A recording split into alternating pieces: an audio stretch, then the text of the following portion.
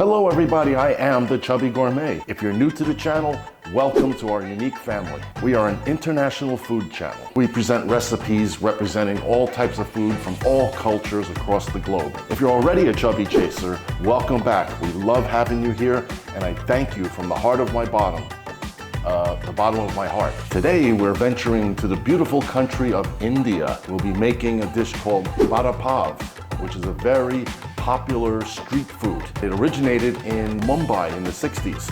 Now it's pervasive throughout all of India. If you like what you see today and you learned something and found it entertaining, hit that like button, share with your friends, comment below. I'd love to hear from everyone. Hit the subscribe and spank that notification bell good. Remember, you gotta hit that bell so you'll be at full chub. Otherwise, only half chub. And we would like you all to be fully chubbed.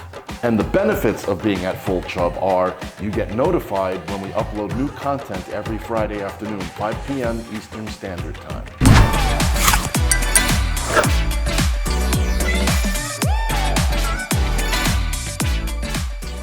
And so we shall begin. What is Vada Pav, you might ask? It's a street food, as I mentioned.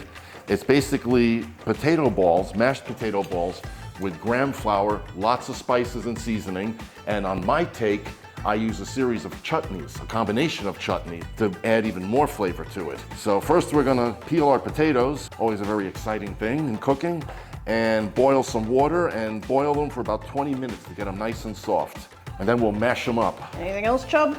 No, I got all these potatoes to peel. Are you full chub or half chub today? Quarter chub. Oh. When this dish is complete and we're enjoying it, then it will change and I won't be at quarter anymore. What will you be? 125%. Damn, this must be a good dish. This is gonna be a cornucopia of flavor. Stay tuned. You know, some people don't like peeling potatoes. To me, it's quite appealing. Boo. I also have a banana tree. It's got a peel. That's all I got. Now we're gonna boil our potatoes in unsalted water because we're gonna have plenty of salt and seasoning over there, so no real advantage here. We're gonna boil them for about 20 minutes. So I will start the process on my handy dandy electric stove. Boom, boom, boom, boom, boom, boom, boom, boom, boom, boom, boom.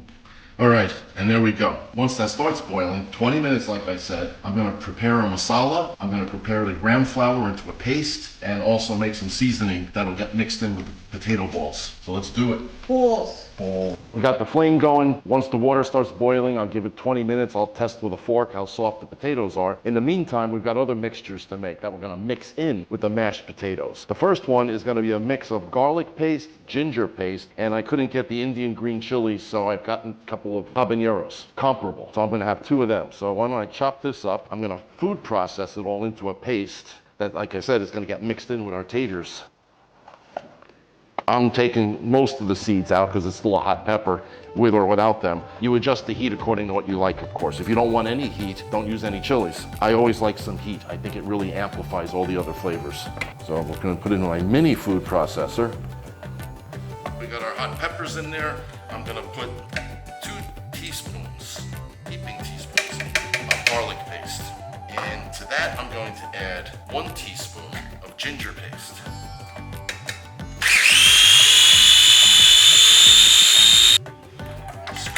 Sides. Smells strong. That was easy. Okay, next I'm gonna make my masala, which consists of black mustard seeds, turmeric, of course, and curry leaves. Now I wanna make a point here that the curry leaves are dried. They're not fresh curry leaves. So what I wanna first do is fry these guys for at least a minute so that they soften and their aromatics get released. Okay, I've got some hot oil. And there's my sizzling curry leaves.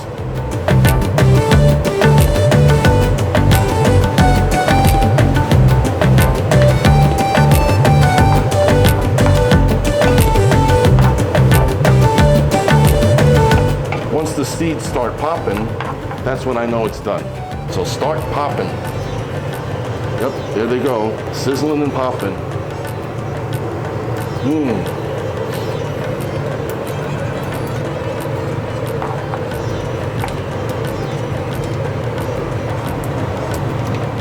The leaves are softer, they release their aromatics. My mustard seeds are starting to pop, pop, pop, pop.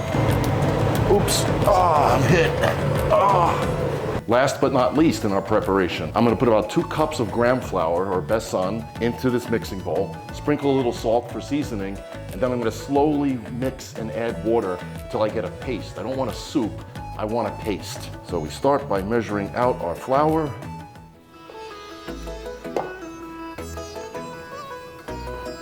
And I'm gonna season with a little bit of salt.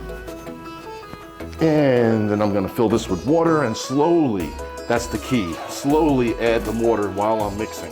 We're gonna have a disaster. This is the step it's gonna happen at. Okay, so let me pour a little bit in.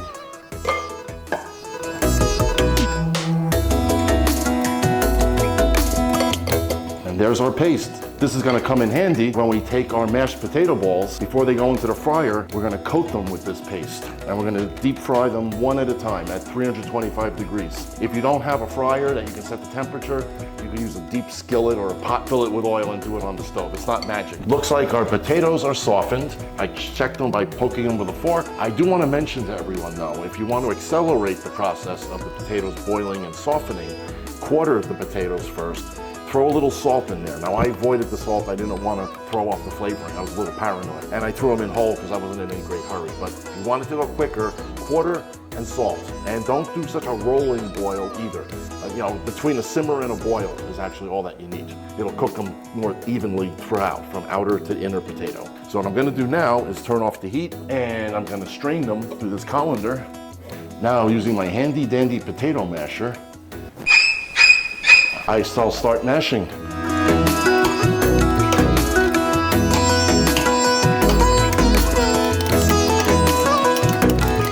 You want to mash these up as good as you can, and we're going to be adding our masala and my garlic ginger paste mix. So what I'm going to add to this first is my masala. Now I'm using a fork because I mashed up those curry leaves. Remember, I used dried curry leaves, so I kind of mashed it up into a spice grind, if you will. So I'm gonna throw that in. I just don't want to take in any more of the oil than I would need. We got plenty of oil coming up, as you'll see. And I want to add my ginger garlic mix with the hot pepper. I'm just dumping it in now, but what we're gonna do is use some elbow grease and make sure it's incorporated evenly, or as best as evenly as we can. I'm gonna also season with salt after I mix this all up.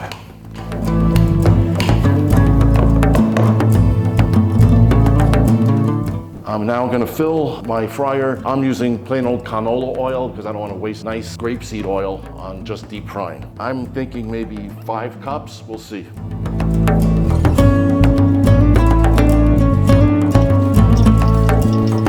I filled this guy with about 8 cups of oil. I'm gonna set the temperature to 325. When that green light comes on, it means it's at temperature. Our temperature at 325 has been reached. We've got some hot oil. So what we're gonna do next is carefully make some balls. Big balls or small balls? I'm not gonna make them too big. That's a good enough size. Dip it in my graham flour mix and coat it thoroughly. And here we go.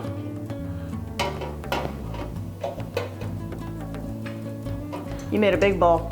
Yeah. Should be golden brown. And my favorite part,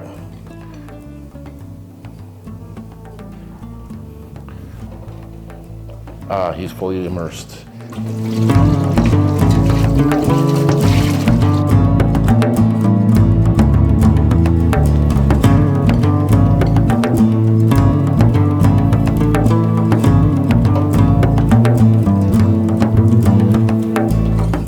I'm using 3 chutneys, which I'm gonna see if I'm over chutneying or not. I don't think so, because I love these things. Peanut garlic chutney, tamarind chutney, and this is a mint coriander green chutney. I'm only gonna put a teaspoon of each, because like I said, there's an awful lot of flavor going on in here.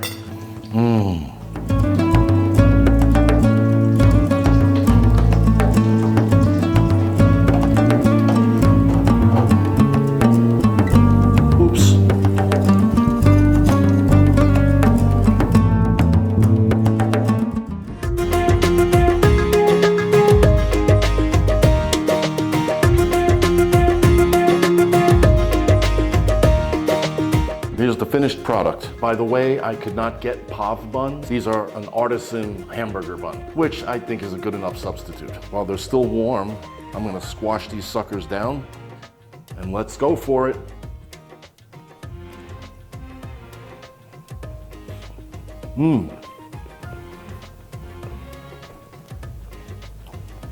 Wow.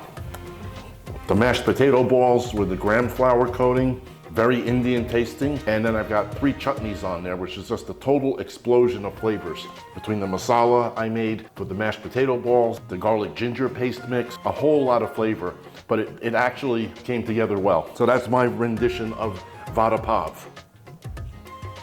I should have put more chilies. I can taste the heat. I prefer a little bit more heat. Well, if you've gotten this far and you stood by us while we went through the process, thank you for joining us. If you like what you see, hit the like, hit the subscribe, and spank that notification bell so that you're at full chub, not half chub. At full chub, you'll be notified when we upload new episodes with new cooking, tips, tricks. I'm gonna finish eating because these taste really, really good. I don't wanna brag about it, okay? But they taste really good. So until next time, hasta lasagna.